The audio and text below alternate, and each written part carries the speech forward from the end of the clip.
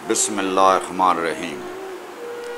ریاست پاکستان نے تو ہمارے بچوں کی طرف توجہ دینی نہیں ہے۔ عوامی دباؤ پر کچھ قانون تو بنا دیے جاتے ہیں لیکن ان پر عمل درآمد نہیں ہوتا۔ لیکن جہاں سسٹم ہی اس قدر بوسیدہ ہو چکا ہو، جہاں صرف وڈیروں اور سرمایہ داروں کو اقتدار کی پڑی ہو، وہاں ریاست کیا کرے؟ لہٰذا ہمیں خود اپنے بچوں کا خیال رکھنا ہوگا اور بچوں کے حوالے سے آگاہی حاصل کرنا ہوگی۔ یہاں ایک واقعہ میں مثال کے طور پر پیش کرتا ہوں۔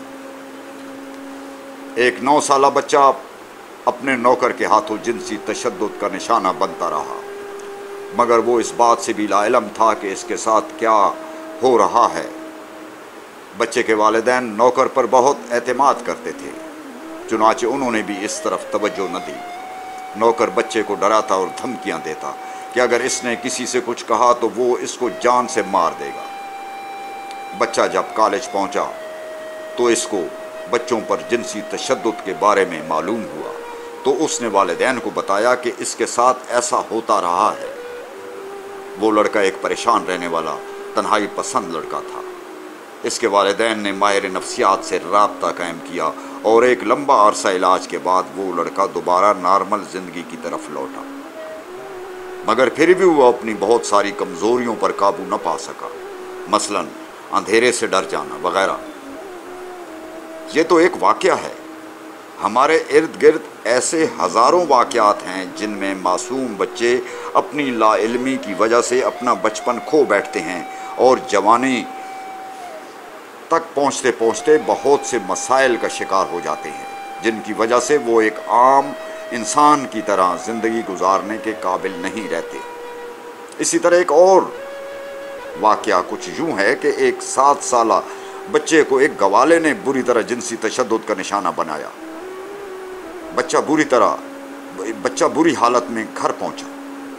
سب جانتے تھے کہ بچے کی اس حالت کا ذمہ دار کون ہے، مگر کسی نے گوالے کے خلاف کوئی رپورٹ درج نہ کرائی، کیونکہ گوالا علاقے میں بہت اثر و رسوخ رکھتا تھا۔ وہ بچہ مسلسل بیمار رہا۔ پھر کچھ وقت گزرنے کے بعد اس کو مرگی کے دورے پڑنا شروع ہوئے۔ اس کے غریب والدین اپنی حیثیت کے مطابق اس کا علاج کرواتے رہے، مگر اس بچے کی حالت دن بدن خراب ہوتی گئی۔ وہ بچہ سارا دن گلی میں پڑا رہتا اور اسی طرح ایک دن وہ گلی میں ہی مر گیا۔ روزانہ ہزاروں ایسے واقعات ہوتے ہیں جن میں بچے جنسی تشدد کی وجہ سے موت کے منہ میں چلے جاتے ہیں۔ سوال یہ اٹھتا ہے کہ آخر وہ کون سی وجوہات ہیں جن کی وجہ سے معصوم بچے جنسی تشدد کا شکار ہوتے ہیں؟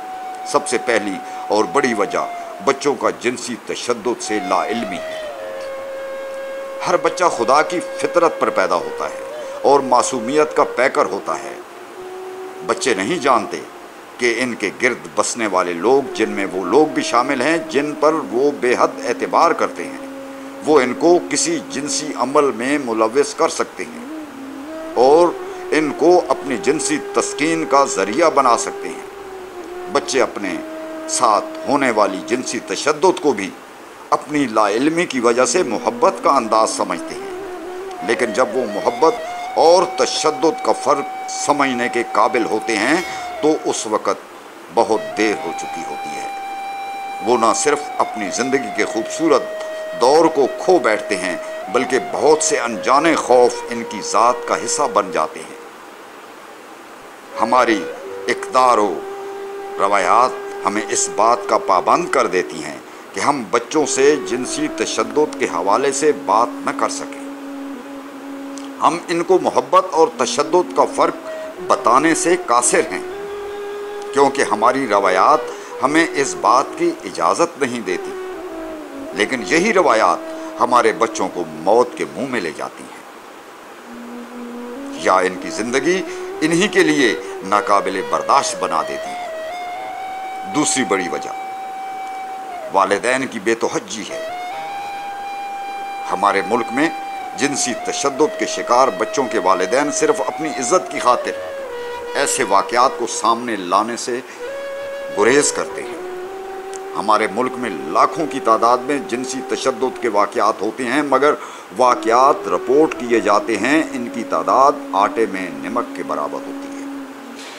والدین کو جاننا چاہیے کہ جنسی تشدد کا شکار بچہ ان کی خصوصی توجہ کا مستحق ہے۔ اپنی عزت کی خاطر اپنی بچوں کو نظر انداز کرنا ایک اخلاقی جرم ہے۔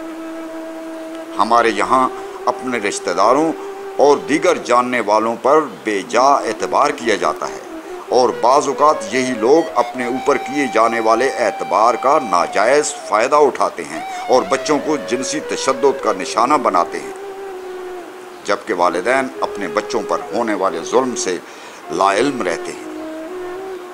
بحیثیت والدین ہماری ذمہ داری بڑھ جاتی ہے۔ والدین کو چاہیے کہ وہ اپنے ارد گرد کے ماحول پر نظر رکھیں کہ معاشرے میں اپنی عزت اور وقار کی خاطر ایسے واقعات کو چھپا کر اپنے بچوں کو اپنے ہی ہاتھ سے موت کے منہ میں نہ دھکیلیں۔ عام طور پر یہ تاثر پایا جاتا ہے کہ جنسی تشدد کے شکار بچوں کے مسائل کا کوئی حل نہیں، حالانکہ حقیقت اس کے برعکس ہے۔